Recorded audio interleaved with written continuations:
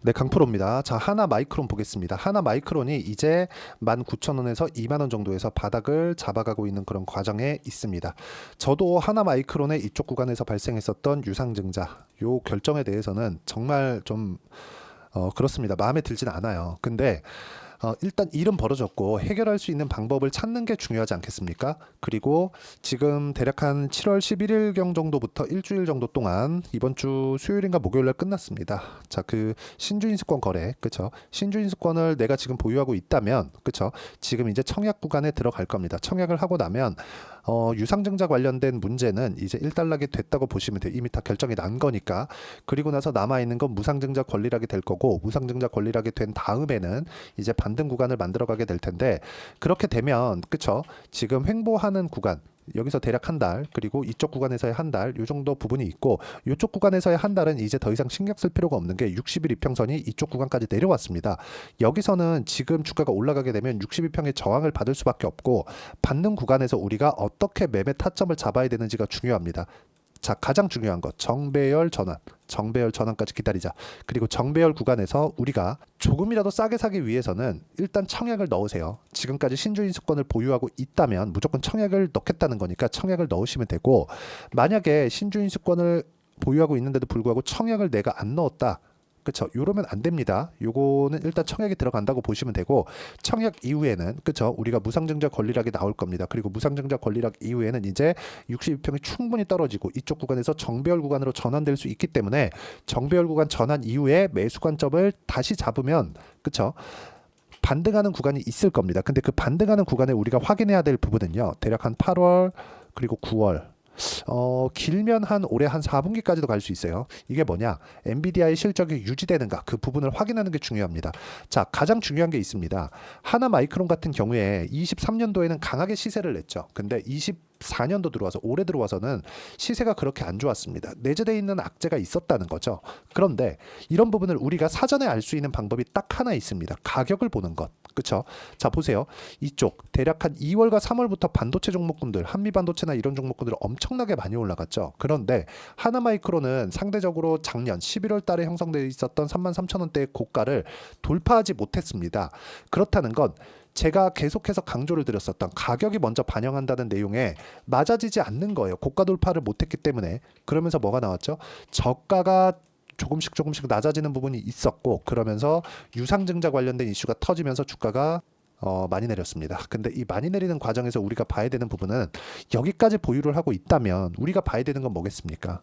이제 청약 이후에 그리고 무상증자 권리락 이후에 언제 주식을 다시 매수해야 될지, 그런 부분인데 이것조차도 가격 확인이 필요하다는 점, 이 부분 진짜 중요하고요. 이제 바닥은 나왔습니다. 그리고 반도체 경기는 지금 좋아지는 초입에, 그쵸? 이제 실적이 확인되는 초입에, 한국 시장에서도 초입에 들어와 있습니다. 자, 이런 부분을 선반영했기 때문에 하나마이크론 같은 경우에 먼저 빠져서 안 빠진 겁니다. 그리고 이쪽 구간에서 어떻게 가격을 잡아가야 되는지 그 부분부터 이야기를 드릴 거고, 가격을 보고 매매를 했을 때 내가 낼 수 있는 수익의 폭은 정확하게 이 정도까지 낼 수 있습니다. 1월 1일부터 7월 20일까지 내 계좌 수익률은 248%고요. 그리고 이런 정도까지 수익을 내기 위해서 어떻게 타점을 잡는지를 보는 겁니다. 하나마이크론 말고 다른 반도체 종목입니다. 삼성전자 쪽으로 HBM 장비를 납품할 수 있다는 기대감이 있는 종목 어떻습니까? DI는 실적이 그렇게 좋지 못합니다. 그런데도 불구하고 주가는 엄청나게 큰 폭의 상승세를 보였죠. 왜 이런 상황이 만들어졌을까요? 기대감이 있기 때문이에요.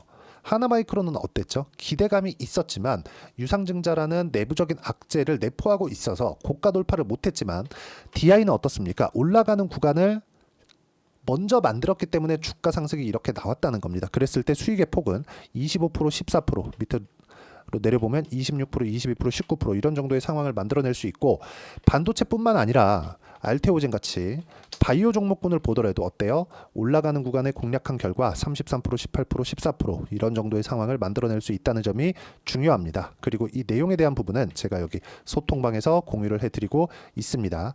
자, 여러 가지 종목군들을 매매를 합니다. 제가 매매하는 종목군들은 상승하는 종목들, 그쵸? 방금 전에 DI 보여드렸죠? DI 같은 경우에도 마찬가지고요. 그리고 6월 초까지는 두산에너빌리티 원전 관련된 종목군들을 지속적으로 공략을 해왔습니다. 이때 2만 원도 안 했을 때니까 내가 지금 그 매매하는 과정에서 어떤 구간을 공략했는지를 보면 돼요. 자, 두산 에너빌리티 한번 보면 지금은 내렸고 저는 다 매도가 된 상태입니다. 기대를 좀 했지만 그렇게 큰 수익을 보진 못했어요. 한 4% 정도 수익을 봤는데 이쪽 구간에서 제가 뭘 만들었습니까? 올라가는 부분을 확인하고 매매를 했다. 확인하고 매매하는 게 이렇게 중요하다고 제가 이야기를 드리는 거고, 확인했을 때 계좌 수익은 200%가 넘는 구간까지 만들어낼 수 있기 때문에 매매하는 과정에서 가격을 보는 건 정말 중요하고요. 이 가격적인 부분을 제가 여기 소통방에서 공유를 해드리고 있으니까 매매하는 과정에서 내가 가격을 잘 모르겠다 하시는 분들은 소통방으로 들어오시면 되고, 소통방은 무료로 진행하고 있습니다. 구독과 좋아요 눌러주시면 되고, 상단에 있는 전화번호로 구독 또는 소통이라고 문자 보내주시면 소통방 입장 링크를 순차적으로 공유를 해드리도록 하겠습니다. 어떤 식으로 매매 진행이 되어야 될지 그 부분에 대해서 제가 이야기를 드린 거고, 우리가 이쪽 구간에서 봐야 되는 부분은 철저하게 가격적인 부분입니다. 그러면 이 내용을 가지고 하나 마이크론을 보면 어떤 상황입니까? 딱 올라가는 부분을 뒤집어 놨을 때죠. 하락하는 부분을 먼저 반영을 해 놓은 겁니다. 무상증자 권리락에 대한 부분이 있으면 이 가격은 10에서 15% 정도 꺾여 나갈 거예요. 그런데 그런 부분은 주식으로 다시 돌려주고요. 그 돌려주는 스케줄 관련해서 어떻게 매매를 해야 되는지 제가 여기 소통방에서 공유를 해드리도록 할 테니까 상단에 있는 전화번호로 구독 또는 소통이라고 문자 보내주시면 소통방 입장 링크를 순차적으로 공유를 해드리도록 하겠습니다. 자, 그리고 우리가 볼 때 가장 중요한 내용이 있습니다.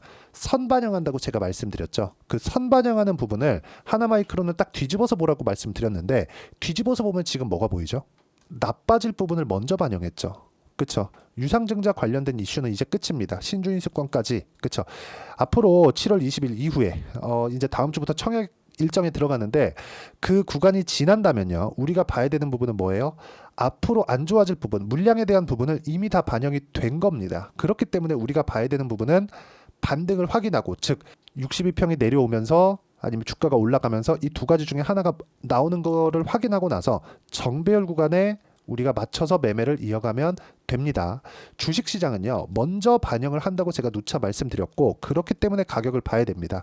그렇죠? 그리고 그 가격에 대한 부분을 제가 여기 소통방, 이게 계속해서 실시간 시세가 필요하기 때문에 제가 소통방에서 이야기를 드리고 있는 거니까 소통방으로 들어오시면 되고요.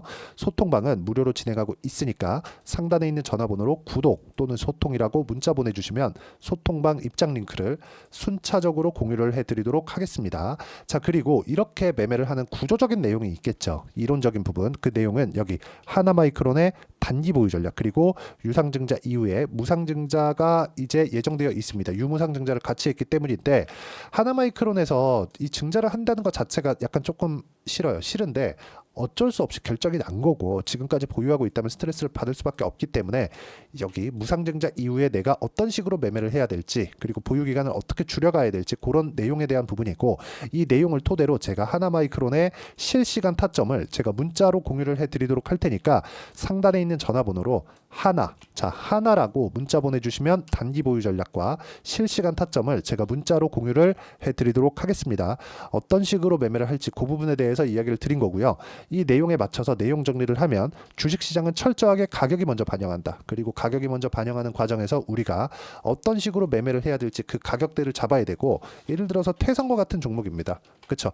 가격에 대한 이해가 됐을 때 50%씩 이런 정도의 수익 구간을 만들어낼 수 있기 때문에 이런 가격적인 부분을 내가 어떻게 판단하고 이해를 하고 매매에, 즉 실전에 적용을 할지, 그 부분에 대해서 제가 가장 쉽게 표현해서 이 얘기를 드리도록 할 테니까 영상 끝까지 시청하시고요. 모든 분들이 성공 투자하셨으면 참 좋겠습니다.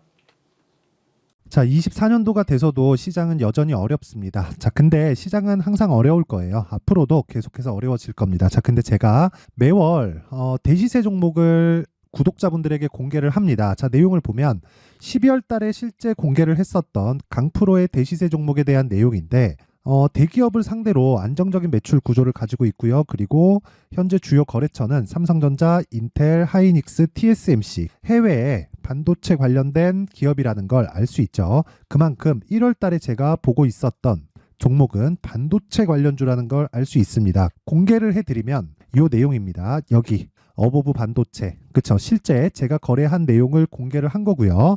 수익에 대한 크기를 보면 공략한 시점, 제가 가격대를 함께 공개를 해드렸는데 공략한 시점부터 21%의 수익 마감이 된 것을 확인해 볼 수가 있습니다.